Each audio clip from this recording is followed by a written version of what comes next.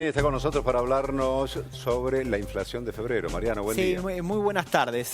Bueno, la inflación sigue al tope de las principales preocupaciones de los argentinos. Está en su peor momento, digamos, desde el punto de vista de las preocupaciones. Ustedes se acuerdan que antes la preocupación central de los argentinos giraba en torno de la inseguridad. Bueno, la inseguridad fue totalmente desplazada por la inflación y por el temor a la pérdida del empleo. Vamos a ver qué dicen las consultoras, que tienen una particularidad estos números. Las tres primeras consultoras son consultoras que están vinculadas de una u otra forma al gobierno, porque hay que recordar que hoy el INDEC no está dando números de inflación. Hace por lo menos 3 meses que el INDEC no da la inflación, entonces uno tiene que recurrir a consultoras privadas. El IPSIS es una consultora vinculada a un consultor de Cambiemos. Dio el 4,3% de inflación. Estamos hablando en el mes de febrero, ¿no? Economía y Regiones. Economía y Regiones es la consultora del ministro del Interior, Rogelio Frigerio, que habló de un 4,4% de inflación en el mes de febrero. Y por último, Fiel es una consultora histórica vinculada política e ideológicamente también al gobierno de Cambiemos, dio 3,8% de inflación. Por último, Orlando Ferreres y Asociados, que es la única consultora que es independiente desde el punto de vista político con el gobierno, dio una inflación en febrero del 5%. Ahora, ¿cuáles son las razones que explican la inflación de febrero?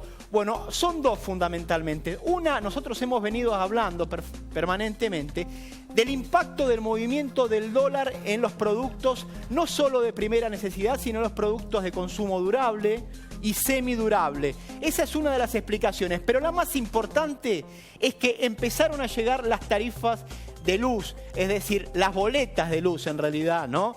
Que vinieron con aumentos muy importantes, hablamos de aumentos de hasta el 500% y más también.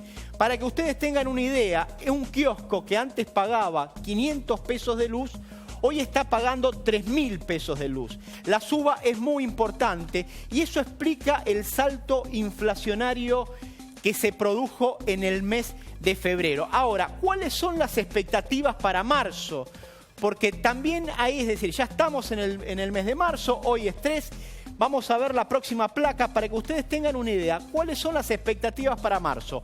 El estudio Miguel Bain y Asociados, este es un estudio también de muchísima trayectoria, dio para marzo una inflación bastante mesurada, por cierto, 4%. ¿Y cómo se explica este salto inflacionario que va a tener lugar en marzo y que se anticipa de alguna manera? Bueno, ustedes saben, históricamente marzo siempre es el mes más complicado, esencialmente porque ya hubo aumentos en los peajes, va a haber aumentos en las prepagas, pero miren, me armé un listadito rápido para que ustedes tengan una idea. Útiles escolares, va a aumentar la nafta dentro de 4 o 5 días entre un 6 y un 8%. Y además, obviamente, seguramente va a venir el aumento del subte en el caso de la ciudad de Buenos Aires y probablemente un aumento en el precio de la tarifa de gas que el gobierno está evaluando cuando lo lanza, pero también es probable que sea en marzo. Estamos hablando de un aumento base del 300% en las tarifas de gas. Ahora, si ustedes analizan, digamos, estos números, el análisis que se puede hacer son dos los análisis. En primer lugar, el gobierno lo que está especulando es que a pesar de que los números del primer trimestre son realmente muy altos, superiores al 12% en solamente 3 meses, el gobierno especula que en la segunda mitad del año tienda a bajar el nivel de inflación, es decir, que tienda a disminuir.